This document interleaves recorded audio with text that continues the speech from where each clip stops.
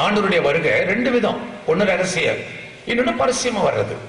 ரகசிய வருகைக்கு வார்த்தைகள் தெளிவாக இல்லாம போனாலும், ஆனா ரகசிய வருகை உண்டு என்பதற்குள்ள நிறைய வார்த்தைகள் உண்டு. இயேசு சொல்றார், இதோ நான் திருடனை போல வர்றேன். ஏன் அந்த வார்த்தையை அவர் உபயோகிக்கிறாரு?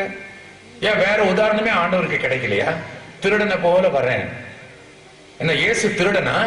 இல்ல, திருடன் சொல்லிட்டு வரமாட்டான்.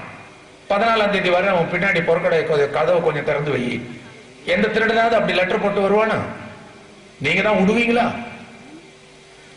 அதுதான், சொல்லாம வர்றவன் தான் திருடன். அவன் எந்த நேரத்தில் வேணாலும் வருவான்.